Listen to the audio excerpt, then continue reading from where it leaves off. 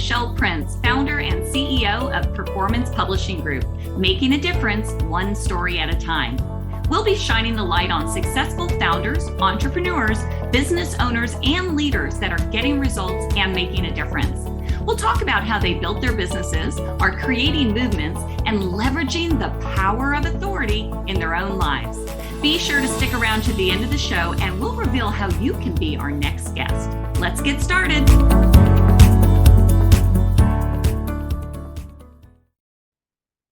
Hey everybody, this is Michelle Prince, host of the Power of Authority Spotlight, where we put a spotlight on successful founders, entrepreneurs, business owners, and leaders, talking about how they built businesses, how they're creating movements, and leveraging the power of authority in their own life. And my guests today are two amazing people that I've known for many, many years, but I'll tell you more about them in a second. But first, this episode is brought to you by Performance Publishing Group. Performance Publishing Group provides top quality, comprehensive book publishing services for soon-to-be authors. The Performance Publishing team has helped thousands of people realize their dream of becoming an author. Will you be next? I know for a fact my guests today are big proponents of writing books, and they'll explain what that means in a minute. But as a partner publisher, Performance Publishing Group can offer you more than just expert guidance. They want to make sure you get the book of your dreams and reap the rewards. To learn more, go to performancepublishinggroup.com. All right, let me introduce you to my friends, Chris and Bev Parrish. They've been happily married for 40 years, and they're still best friends. And I've seen them in action, and it's very, very true that you could just tell how much they still adore each other. They're parents of 7 now grown children, and they're passionate about family life, and they hope to inspire, equip, and encourage families to create a vision for the legacy they leave behind. Chris calls himself a serial entrepreneur. He's started numerous businesses over the years, and Bev has been a stay-at-home mom homeschooling their kids for 30 years. Wow. They've been active in serving their church, homeschool community, and other nonprofit organizations. They're proof that following a simple biblical principle, following simple biblical principles consistently will move you in the direction of your vision, and they love to share those principles to see other families' lives changed. They recently launched the Family Legacy Conference, which is a one-day seminar designed to pass along those principles and impact the culture one family at a time. You can learn more about them at beverlyparish.com/family-legacy-conference. Welcome to the show, you two. Thank you. Good morning. Good morning. Good morning. Oh, okay. I'm so excited about this conversation. We have known each other for a long time. Bev, you and I initially engaged. Well, we all met through our dear friend, Howard Partridge. And Bev, you and I initially worked together on your first book. And now I get to work with both of you through our mastermind group. And you're just doing extraordinary things. And so I'm excited that you're going to share some nuggets, though, because we all have families, right? And I think if you have children, married, with children or without, there's struggles, there's ups, there's downs. And so this is something that you're so passionate about doing. It's your ministry. So we're going to be talking about families today. Does that sound good? That does. Yep. Okay. Well, first, I know I read your bio, but give us a little bit more of the backstory. How did you guys come together, and how did you create such an incredible family culture, especially with 7 kids? Pick me. Chris. Hey, I met this lovely lady. I was a wise and worldly man at 14 years old. She was a smoking hot babe of 12. Yeah, she was my best friend's sister. So I suddenly had a reason to be over at Mike's house, every day. That was, and I chased her for a long time, finally got her to say yes, and been best friends and ever since. Well, and I think a part of our story was we didn't even, it's kind of unusual to have 7 kids, and we didn't even want children when we first got married. So, how did we end up here being passionate about family? I wanted to break the glass ceiling. And of course, this was 1978. That's long been done. But and we had decided in advance that I would stay home when our kids were born, but that was, further down the road. And then God just changed our hearts, and we had our first son. And so I stayed home and found myself dreaming of these idyllic days with butterflies and cupcakes and in the yard and, looking for bugs. And it just wasn't playing out that way. This child was increasingly not my dream child. He was human, and I was human. And I found myself really, of course, loving my son and Chris as well, but we didn't really enjoy his presence. And we just were really dissatisfied and thought, oh my gosh, no one told us this, the advertising sold us a different thing. And so we were thinking, yeah, maybe we're done. One's enough, maybe we're done. And as God would have it, at the time we were going to a little bitty church. Everyone was in one room, adults, children as well. And there was this family who was a little older than us, and they had about 4 or 5 kids. And I noticed right away that they were markedly different than our family, and they seemed to enjoy one another's company, and there was great ease and affection. And I looked at my son and thought, meh. Right. And I'm so grateful that in my naivete I knew that I didn't know what I was doing. Mm-hmm. She had what I wanted, and so I asked her, what your family's so different, what did you do? And she said, well, I read this book and I did what it said. And I thought, well, I could do that, So I got the book, read the book, gave Chris the condensed version of it. And then we began to implement the principles. They were child training principles, biblical child training principles. And we saw our family transform, and we began to enjoy our son. And that kind of started us on this journey of, wow, with intention and with, we didn't have a goal in mind, a positive goal. We just knew what we didn't want. And so with that in mind, we sort of got emboldened to think, golly, can we affect change in our family? And that kind of started us on this process of what else is possible. Wow.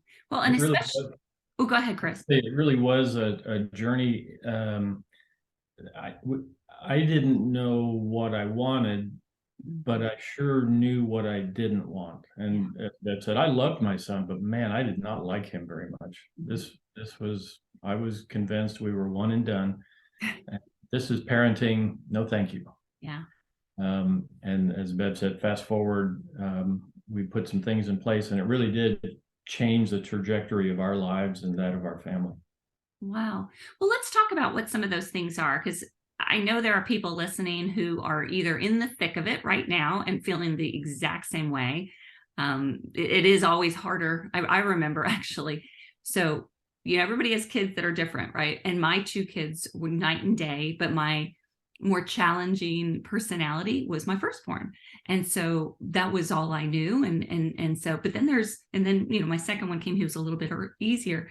But I know when you have a first child that is more challenging, it does kind of like, what am I doing? And I remember reading books and seeking help and, going to counselors and all of that to try to help be the best parents. I wish I would have known you 2 then, because you could have helped me quite a bit. But let's talk about that though. What are some of the principles? Like, what would you, if somebody came to you and said, I want what you all have, what do you share with them? Well, I would say, for us, it was we had a shift in mindset.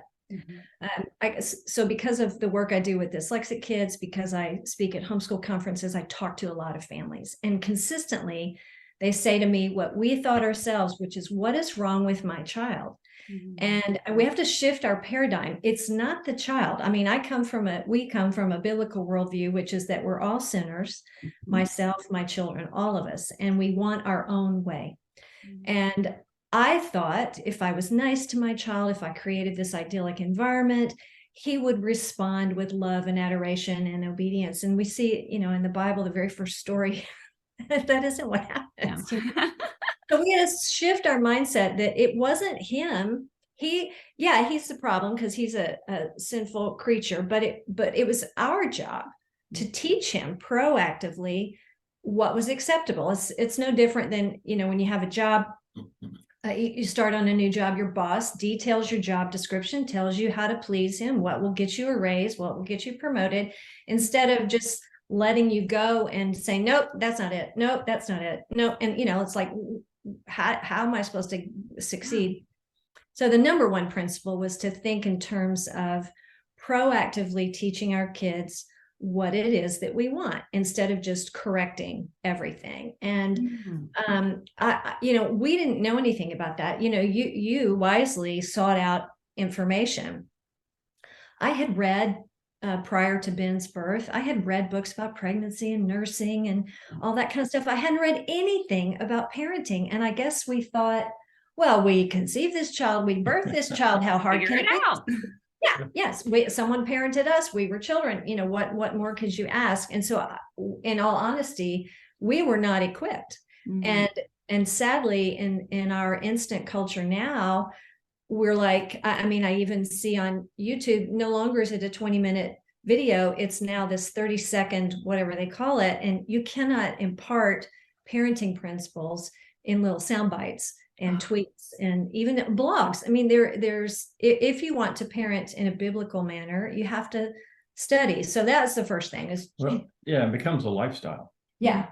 It's not something you do, it becomes who you are as a family.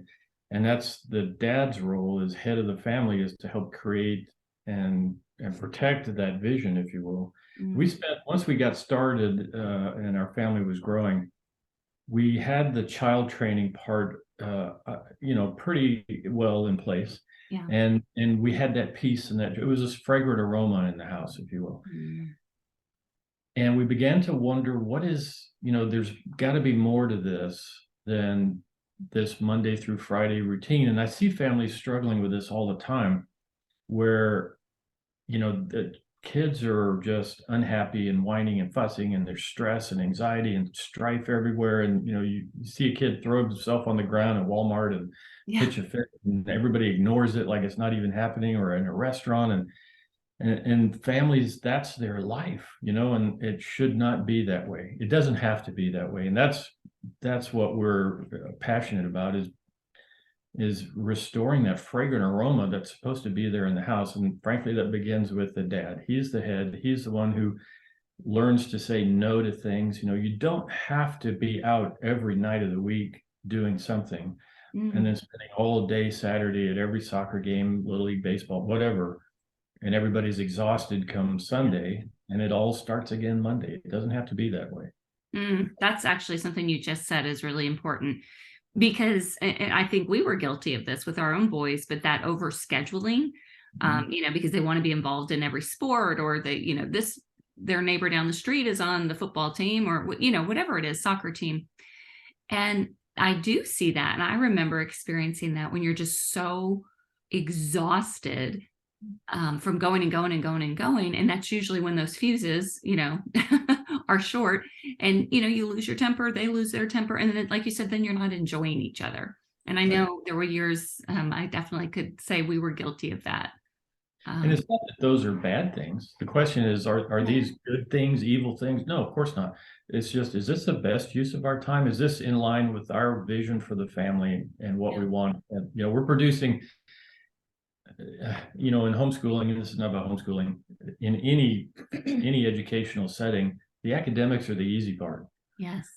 Character is the hard stuff. That's the big picture. That's the end game.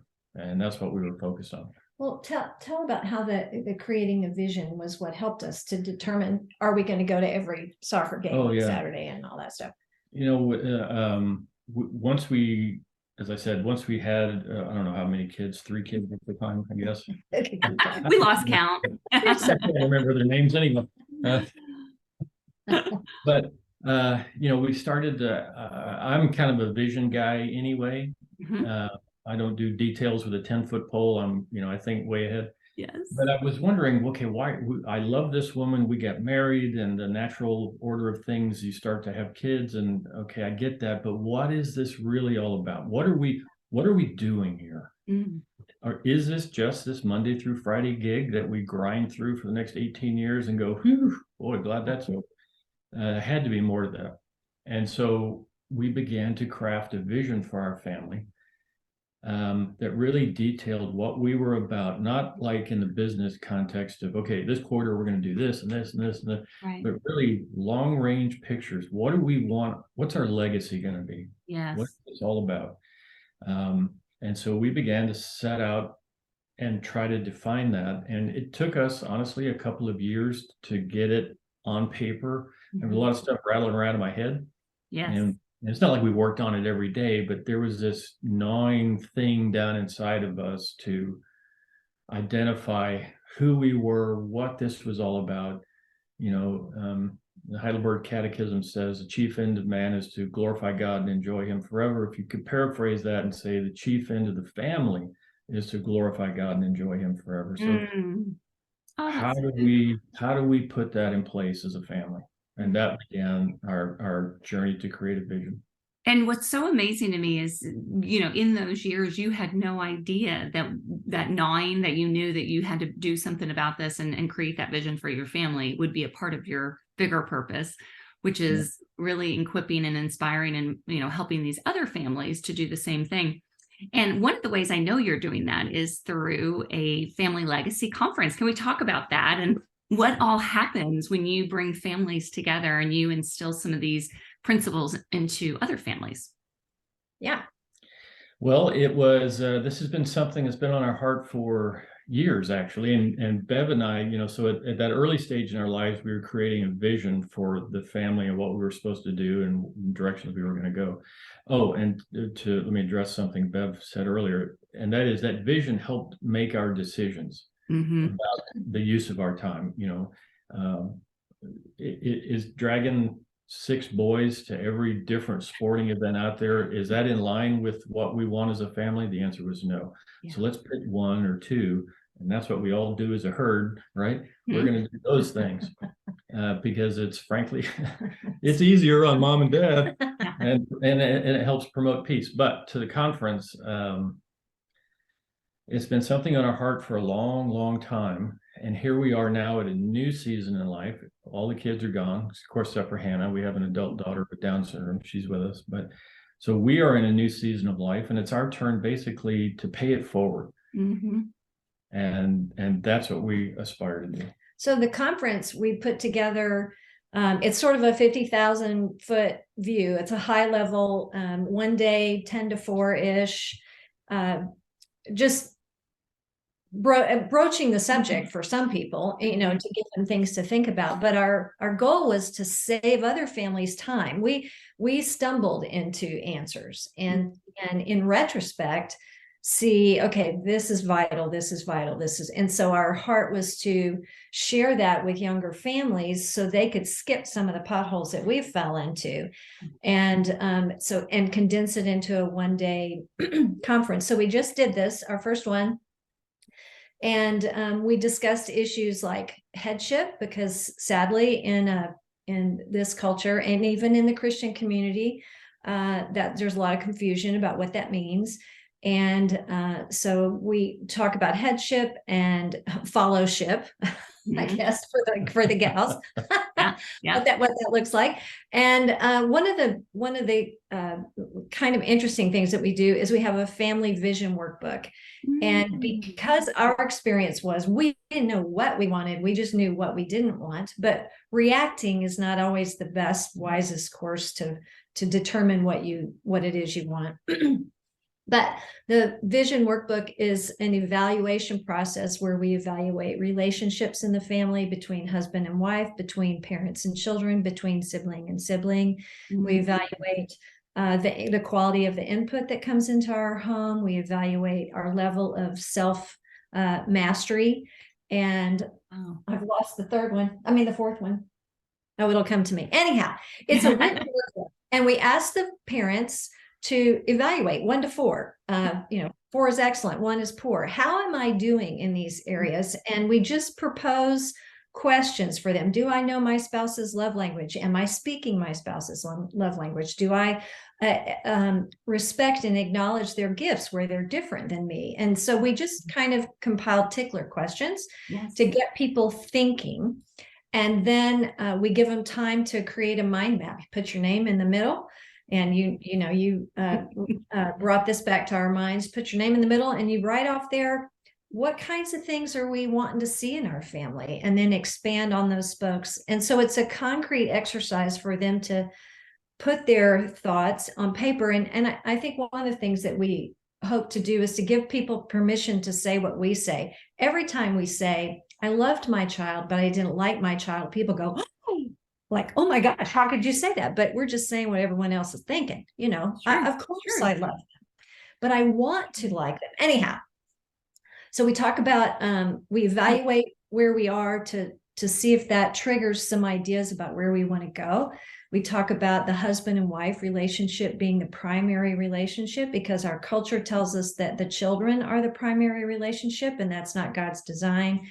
And then we talk about parents, some very simple child training parenting practices to help you implement your dreams for your family. So our goal is to just pique their interest, get them thinking, shorten the learning curve, and hopefully launch them out, with the thoughts of what could it be? Does our life have to be like everybody else? Not so like, oh, look at us, we're different, but so we bring honor to the name of Christ. If we call ourselves Christians, our lives should look different, and we ought to have something to offer a hurting world.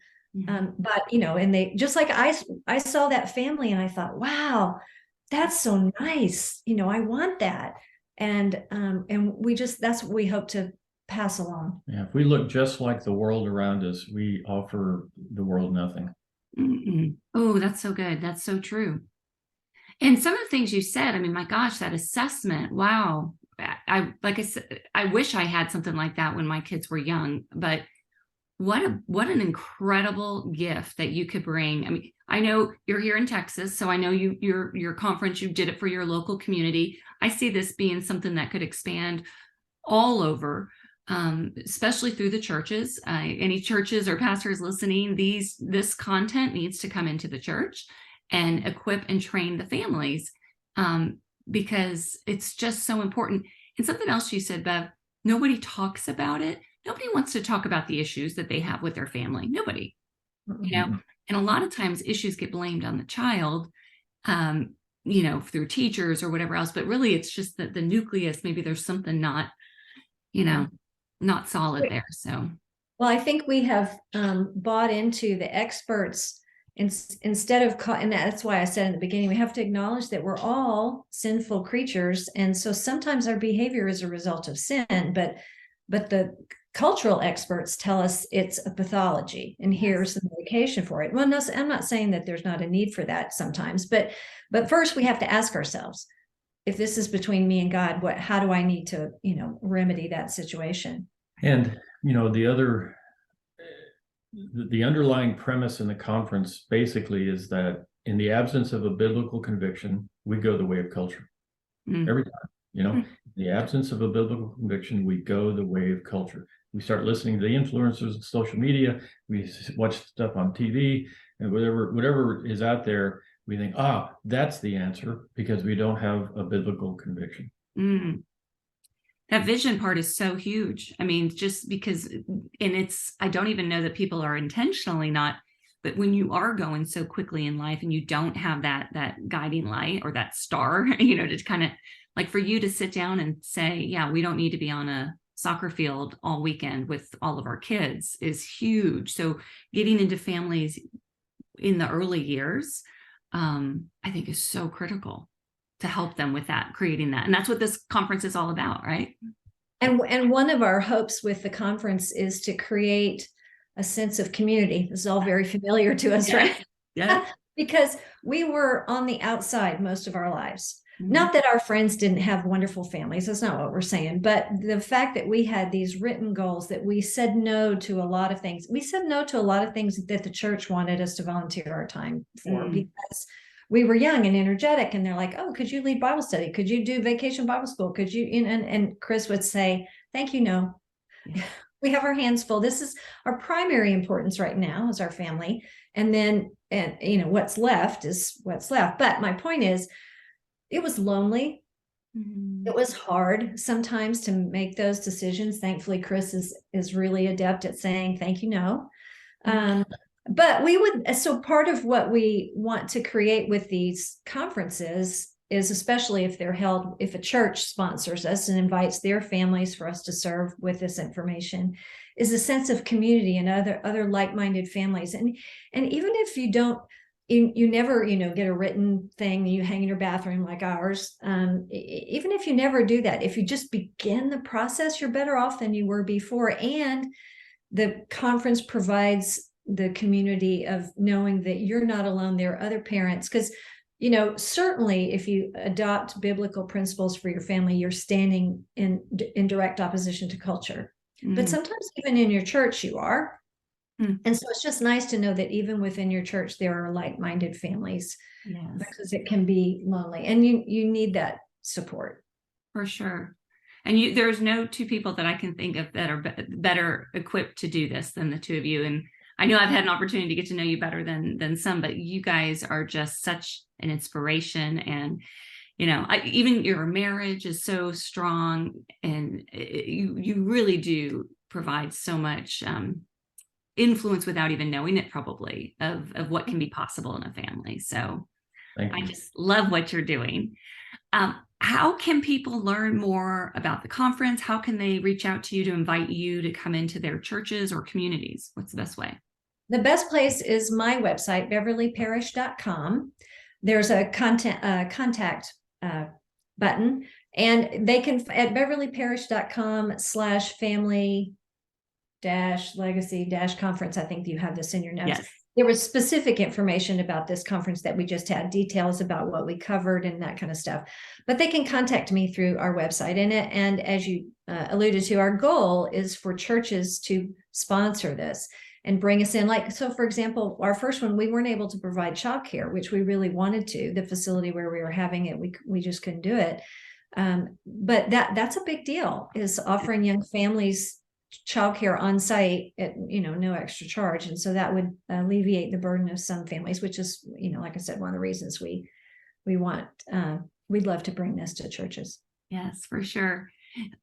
So beverlyparrish.com, and then all the details of the conference will be on there as well. And one, I just have to also just toot your horns a little bit as well, because you're both authors. Bev, you have a book that's been out. You're working on another. We're not going to dive into all that today, because we'll save that for when you're ready to launch it. But Chris is also has a book in the works to be out soon. So when those books are ready, we're going to bring you guys back on and talk more specifically about them. That would be great. All right, leave us with one last thought for somebody who has a family. We have a lot of entrepreneurs and leaders listening to this who are trying to juggle family and career. And Chris, you had to do that. But what advice would you give to those families to implement into their life today? Make the plain things the main things in life. Major on the majors. This woman is my primary number one ministry, then the kids, and then work. And as a serial entrepreneur, I did that incorrectly a number of times. And this lady spent too many years with me home, but not being home, always off in my head, work on stuff. So I would encourage any dad, husband in that position to be very, very diligent about keeping that the priority. The home is the priority. That's why you're doing everything, right? So don't sacrifice the wealth to get the trinkets. Yeah. Oh, what great advice. Bev? I'd like to add too, in that line of thinking, don't lose hope and settle for this is the way everyone is, because that's what you're going to hear. Oh, everybody's family is like this. And that is absolutely true. And it should not be so, especially for those of us who call on the name of Christ. So have hope that with effort, things can change. I love that. And family is so crucial to everything. It's the foundation, and it's truly a gift. And if you've been gifted and blessed with a family, keep the main thing the main thing. I love that, Chris. Thank you both so much for being on the show. You're both such an inspiration, and I can't wait to see the millions of families that will be touched by what you're doing. Thank you so much. Thank you, Michelle. You are so welcome. All right. Well, that wraps it up for the Power of Authority Spotlight. I just want to encourage you to take this information and, figure out what is God speaking to you about family. Maybe there's something that resonated with you today. Go check out beverlyparrish.com, and we will see you next time on the Power of Authority Spotlight.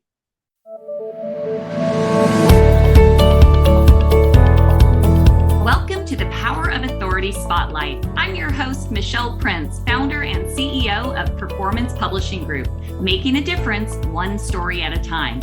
We'll be shining the light on successful founders, entrepreneurs, business owners, and leaders that are getting results and making a difference. We'll talk about how they built their businesses, are creating movements, and leveraging the power of authority in their own lives. Be sure to stick around to the end of the show, and we'll reveal how you can be our next guest. Let's get started.